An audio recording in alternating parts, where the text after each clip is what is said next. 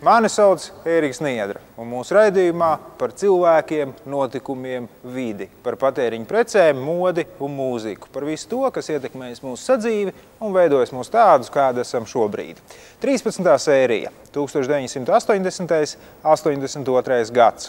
Svētdienas skola autobraucējiem, pārēja uz vasaras laiku, ilgais ceļš kāpās, skrituļdēļi, Arvīds Mūrnieks vada Būsim pazīstami. Studijas viesi Edīte Bērziņa un Raitis Kalniņš. Lai sodītu autobraucējus, inspektori pielieto dažādus paņēmienus. Izplatītākais ir caurumu kniepšana, vadītāja apliecības soda talonā, kad pēc 3. reizes apliecība tiek atņemta. 80. gada sākumā autovadītājiem tiek dota iespēja izvairīties no caurumu kniepšanas, apmeklējot svētdienas skolas satiksmes noteikumu pārkāpējiem. Grūti autovadītājam. Tik daudz un dažādu zīmju, un visas tās jāzina, jāievēro. Daudzi personīgu automašīnu īpašnieki uzskata, ka īstu braukšanas prasmi var rādīt tikai ielu krustojumā ar uzrāvienu pie luksafora dzeltenā signāla. Svētdienas skolas ir izsmalcināts represiju veids, jo reti kurš vadītājs vēlas pavadīt nedēļas nogali, klausoties satiksmes noteikumu apnicīgajos skaidrojumos. Grūti autovadītājam. Un tomēr simti un tūkstoši sapņo par brīdi, kad viņi pirmo reizi varēs sēsties pie stūres kā pilntiesīgi šoferi. Viņiem būs daudz kas jāpārcieš. Gan mācības autoskolām, teorija un prakse, gan eksāmeni. Radīsies jaunas attiecības ar autoinspekciju un, diemžēl, nevienmēr patīkamas. Sērija veida dzīvokļu celtniecībā līdz šim visizplatītākie bijuši projekti ar numuriem 103 un 602. Līdz ar jaunu mikrorajonu celtniecību Zolitūdē cilvēki iepazīst vēl vienu jaunu un mūsdienīgu projektu 119. sēriju. Tieši 119. sērijas dzīvokļiem visai tuvā nākotnē lēmts kļūt, ja ne par karalieni izlaidumu ballē, tad viņai tuvu stāvošu personu jaunu noteikti. Vai gribat apraudzīt pirmdzimto? Ērts plānojums, gaiša halle, augstāki griesti, daudz palīgu telpu. Tādi ir arhitektu iecerētie dzīvokļi 119. sērijas namos. Gadamijā Rīgas ēku celtniecības kombināta ļaudis pabeidza pirmo namu Vaidelotas ielā. Pieprasītākie 2 un 3 istabu dzīvokļi ir attiecīgi 52 un 64 kvadrātmetrus lieli. Pārmaiņas nav skārušas vienīgi sanitāros mezglus. Tie ir tik lieli, pareizāk būtu teikt mazi, cik to pieļauj klozetpoda vai vannas izmēri. Tiesa, dzīvokļos ar vairāku istabu skaitu ieprojektētas pat 2 toaletes. Tuvākā nākotne celtniecībā pieder 119. sērijas mājām.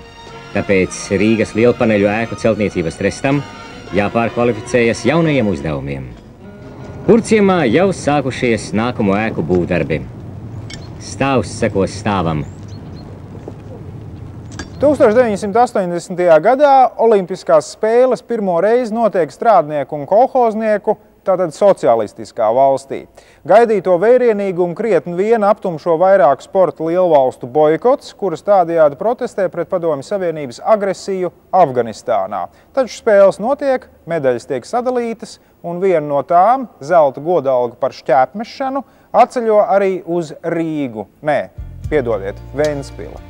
Olimpiādas laikā no Maskavas evakuēti visi liekie, pat bērni, tāpēc ielas visu vasaru ir pustukšas, mierīgas, bet veikali pārpildīti no preču pārbagātības. Daiņa Kūlas un viņa trenera Māra Grīvas panākums ir negaidīts, tāpēc par viņa uzvaru baumo, ka metiena brīdī Lužņika stadiona lielie vārti esot bijuši atvērti. Kā rezultātā Daiņa mestajam šķēpam esot radīts labvēlīgs ceļavējš.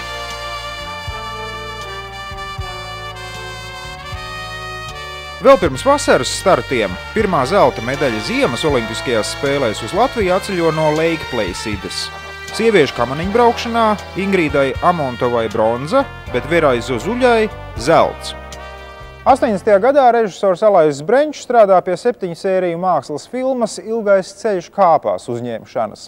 Latviešu tautas likteņceļus ļoti zinoši apraksta scenāristi Oļegs Rudņevs un Dimitrijs Vasilu.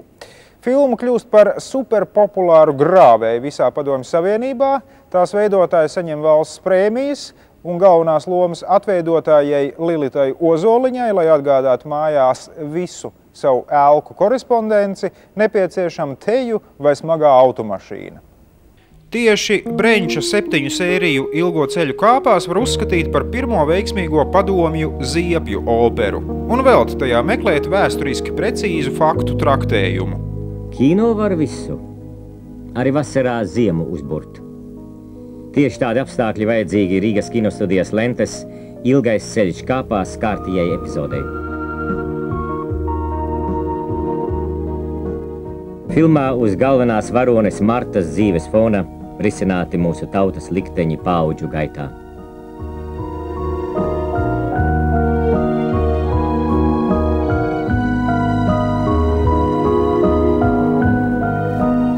Lilitas Ozoliņas partneris ir lietuviešu aktieris Jozs Kiseļus. Jo Ilgais ceļš vairāk domāts eksporta vajadzībām, tad vietējam tirgum un latviešu skatītāju nedalītai mīlestībai vairāk piemērot ir otra 80. sākuma posma lente – Jāņa Streiča limuzīns Jāņu nakts krāsā. Visiem saprotams, tāpēc tuvs humors, dzimtās zemes dabas ainavas, ļoti sadzīviski dialogi un lieliski aktieri. Lilita Bērziņa te atveido savu pēdējo kino lomu. Kolhozs Ezerciems ar Rīgas izpildu komitejas laipnu atļauju pašā Rīgas sirdī, Vecrīgā, Ļeņinielā, iekārto oriģinālu firmas veikalu. Senā ēka prasa prāvus ieguldījumus un fundamentāli tiek atjaunots viss, gan mājas āriene, gan iekšiene. Rīgas rajona kolhozā Ezerciems pēdējos 2 gados krietni auguši visi lauksaimnieciskās ražošanas pamatrādītāji. Līdzekļus pamatražošanas straujākai izaugsmei kolhozs iegūst arī no palīgnozarēm, kas attīsta senus lauku ļaužu amatus. Te kopš pagājušā gada oktobra strādā ādu apstrādes cehs. Ezerciema veikals kļūst par reālu alternatīvu saktai labu dāvanu meklējumos. Pateicoties veiksmīgajam izvietojumam, to bieži apmeklē arī ārzemnieki. Šeit var nopirkt ziedus, keramikas izstrādājumus, sudrablietas, oriģinālas batikotas šalles un pašaustas kleitas. Bet keramikas cehs strādā jau 8 gadus un dod kolhozam vidēji gadā 110 000 rubļu peļņas.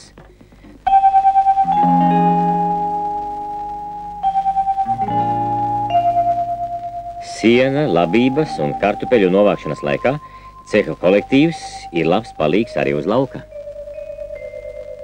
1980. gadā skaņu plašu firmā Melodija producenta Aleksandra Grīvas vadībā savu pirmo skaņu plati Disko Alianse ieraksta grupa Zodiaks Jāņa Lūsēna vadībā.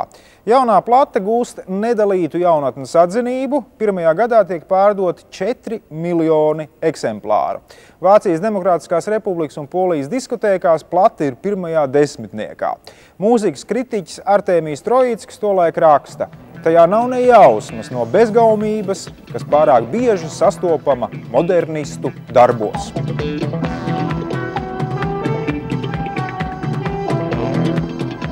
Zodiaks tā ir instrumentālā grupa Arka mīnus Juris Kulukovs. Zodiaka jaunajās kompozīcijās jau šama neslēpta un apzināta franču grupas Space ietekme. Melodija, tehnoloģija, visuma noslēpumainības atmosfēra, mūziķu jaunība, Frančeskas Kirkes radītais skaņu plates apvāks – tie visi ir spēcīgi argumenti gaidāmo panākumu kaldināšanai.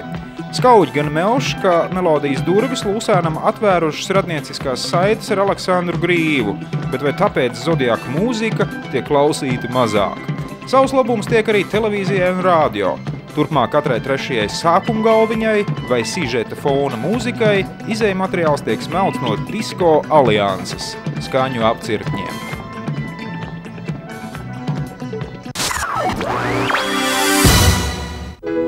Kas zina, kā īsti rodas iedvesma, Šajā pilsētā tā dzimst no nejaušības, no vēja spēlēm, no viļņu sarunām, no akmens mūzikas.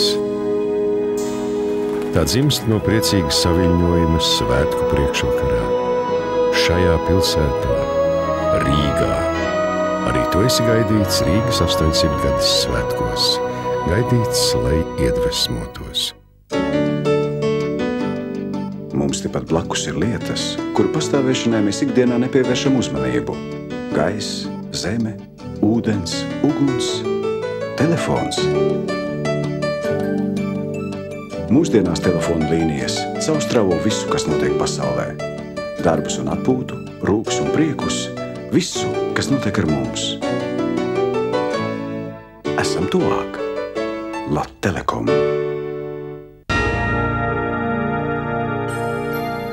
Rīdzinieki jau izsen zina, ka mīla iet caur vēderu. Raiņa bulvārī jūs varēsiet pasēdēt pie 800 metru gara galda un kopā ar citiem rīdziniekiem izgaršot senatnes, viduslaiku un klasiskās Rīgas ēdienus, kā arī ātri iekost un tad saskaitīt kalorijas modernajā Rīgā. Labu apetīti un uz sagaršošanos 18. augustā svētku zonā Rīga ēd.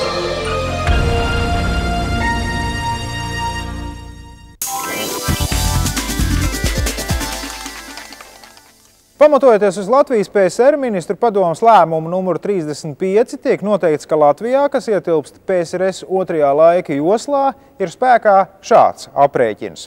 Joslas laiks plus 1 stunda, papildus pagriežot pulksteņa rādītājs 1. aprīļa pusnaktī 1 stundu uz priekšu un 1. oktobra pusnaktī 1 stundu atpakaļ. Pirmā laika pārēja padomju Latvijā iekrīt nedēļas vidū, un tā kā pusnaktī vēl kursē sabiedriskais transports, rodas virkne pārpratumu. Cilvēki nokavē darbu, sajauc visu, ko vien var sajaukt. Un kā jau tas var gadīties tieši 1. aprīlī, pazūd sabiedriskais transports un vienā mirklī izrādās, ka ir jau 1 naktī, un nekādu vilcienu uz mājām laikam vairs nebūs. 81. gadā, sekojot modes diktātam un patērētāju prasībām, Vefā uzsāk ražot modernus pēc satura un vecus pēc formas telefona aparātus – Stella, Retro un Rīga. 80. gadu sākumā retro stils Latvijā vērojams visur. Galvaspilsētas ielās kursē veci tramvaja vagoni, veikalos sadzīves preces attiecīgā formā, komunikācijās telefona aparāti, kas īpaši izsmalcinātiem retro stilu piekritējiem tiek piedāvāti pat marmora korpusos. Retro priekšmeti padomju dzīvokļu minimālismā bieži vien izskatās dīvaini. Nama māte var piezvanīt aizkavējušamies viesim no sava retro telefona, iemantojot kaimiņu un darba biedru nedalītu skaudību. Atgriešanās pie vēsturiskajām formām, viņi deva iespēju mazliet dažādot vidi. Tas bija viens iemesls. Otrs iemesls, manuprāt, bija tas, kas mūsu apstākļos bija retroforma, kas tad bija tā mūsu vecmamiņa vai vectētiņa jaunība. Tas bija laiks pirms Latvijas iekļaušanās Padomju Savienībā. To mēs vārdā neteicām, bet iespējams, ka mēs to tā jutām. Nu, un trešais moments bija tiešām patērētāju vēlēšanās dabūt savā īpašumā, savā tūmā kaut ko interesantu. Nu, un tas Vefa retro dizains, kas izpaudās abos telefona aparātos, tas, manuprāt, ir ļoti labs piemērs. Un arī ļoti interesants piemērs, jo abi aparāti savā starpā mazliet konkurēja. Bija arī tāds interesants, unikāls Padomju Savienības praksē pirmais gadījums, kad dizainers Aleksandrs Tarutins aizstāvēja savas tiesības būt par aparāta dizaina autoru. Toreiz bija tāda tradīcija, ka visus cilvēkus, kas kā nebūtu bija piedalījušies kāda izstrādājuma tapšanā, viņus visus it kā sauc par dizaina autoriem. Tarutins aizstāvēja savas tiesības, ka dizaina autors šim aparātam Stella ir viņš. Nu, bija tiesas process, un tobrīd Tarutins meklēja palīdzību tikko jaunu dibinātajā ar lielām cerībām pilnajā Latvijas dizaina centrā. Un mēs arī piedalījāmies kā eksperti šajā tiesas procesā un ar gandarījumu atzīmējam, ka mēs šo procesu vinējām. 20. gadsimts postskriptum. Raidījumu atbalsta aģentūra Rīga 800 un Lat-Telekom. Režisors Adolfs Šapīro jaunatnes teātrī iestudē Paula Putniņa lugu Gaidīšanas svētki. Klāji izklaidējošas lugas ir modes lieta, taču Gaidīšanas svētki iekaro ne tikai popularitāti, bet arī skatītāju mīlestību. Panākuma pamatā ir Mārtiņa Brauna mūzika ar hītu Mamma, es gribu, un princips, ka bērnus atveido vecākās paudzes aktieri, bet viņu vecākus jaunie.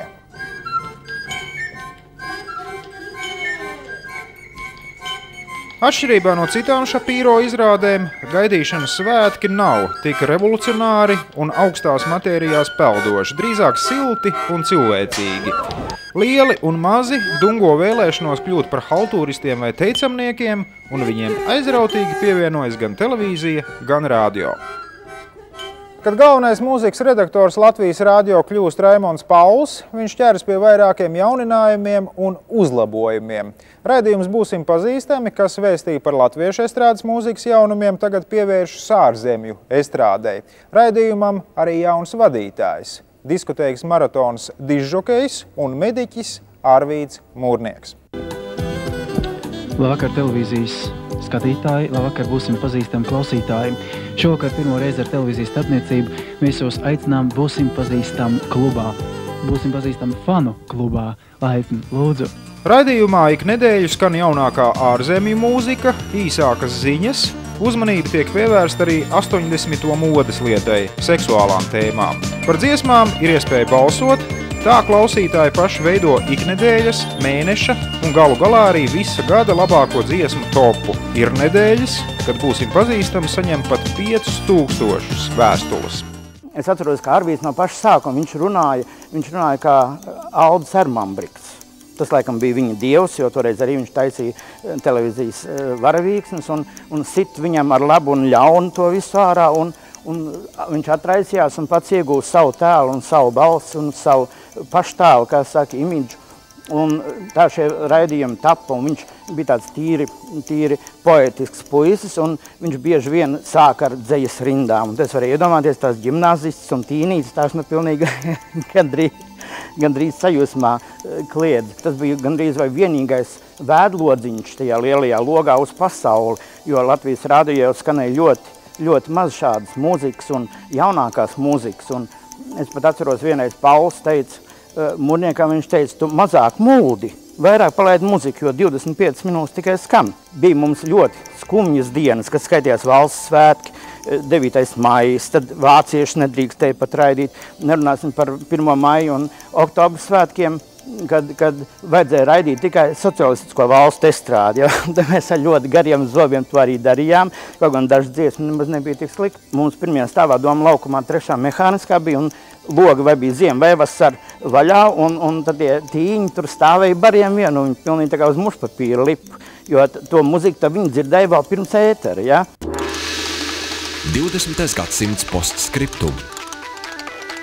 Raidījumu atbalsta aģentūra Rīga 800 un Lat-Telekom. Ja līdz šim apģērbus iedalīja sieviešu un vīriešu, kā arī bērnu, ziemas un vasaras, ikdienas un izejamos, tad kopš 1981. gada tiem pievienojās vēl viena kategorija – īpaši moderni apģērbi ar indeksu N, kas slāvu rakstībā nozīmē novinka.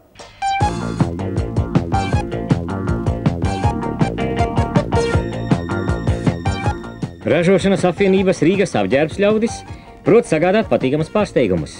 Firmas veikals Lotos organizēja izbraukuma modes skates rūpnīcās, arī laukos, šoreiz Jaunķemeru sanatorijā.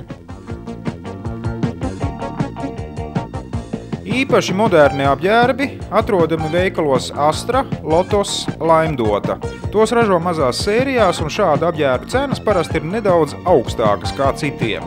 Ogres trikotāžas kombināts savā firmas veikalā pat atver sevišķu modernu apģērbu nodaļu, kurā modeļi vienmēr tiek piedāvāti tikai nelielās partijās. –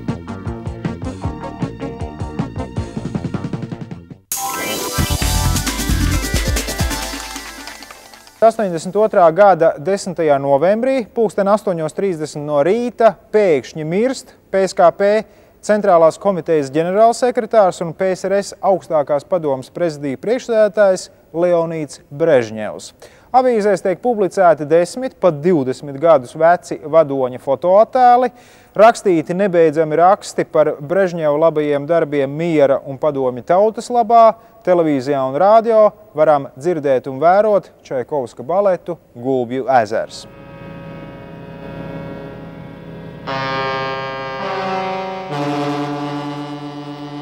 Brežņeva bēru dienā kustība Latvijas ielās tiek pārtraukta. Skan rūpnīcas sirēnas, šauju lielgabali. Šādu vispārējas nomāktības atmosfēru vairāk dienu garumā iedzīvotāji nebija piedzīvojuši sen. To jūt pat bērni, jo televīzijā nerāda vairs iemīļotās multenes, tikai filmas par revolūciju un TV karu. Turpmāk Gulbju ezers televīzijas programmās tiks demonstrēts visai bieži. 84. gada februārī Jurija Andropova un 85. gada martā Konstantīna Čerņenko sēru dienās.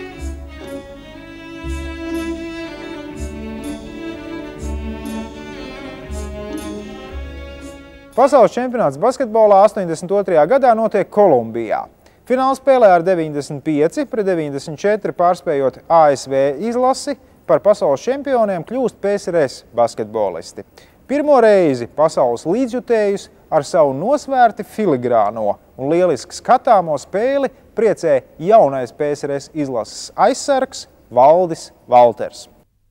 Valdis Valters, augums 1,94 cm, mācās Rīgas Politehniskajā institūtā, neapšaubāmi spējīgs, tehnisks spēlētājs, labi redz laukumu. Brīžiem pietrūks gribas spēka, trūks cīnītāja īpašības. Tie laiki, kad teju vai puse PSRS izlases pamatsastāvi ir Latvijas basketbolisti, ir beigušies. Latvijā basketbols pārdzīvo krīzi, tādēļ Valda Valtera parādīšanās Vefiņā un arī PSRS izlasē nāk īstajā brīdī. Turklāt Valters ir lielisks basketbolists, kurš laikam zina arī šo laiku skatītāju vajadzības. Viņš piesavinājies amerikāņu basketbola tradīcijas un bieži vien spēles pārvērš par savdabīgām izrādēm ar sevi galvenajā lomā. 80. gada sākumā parādās principiāli jauns aktīvās atpūtas un sporta veids – braukšana ar skrituļdēli. Latvijas jaunatne to uzņem ar nedalītu entuziasmu un aizrautību. Pirmos skrituļdējus Latvijā potenciālie braucēji gatavo paši, taču nopietnākai konstrukcijai meistariem jābūt 3 – virpotājam, frēzētājam un tam, kas mācētu vulkanizēt riteņus. Sacensības notiek slalomā, ātruma nobraucienos un akrobātikā.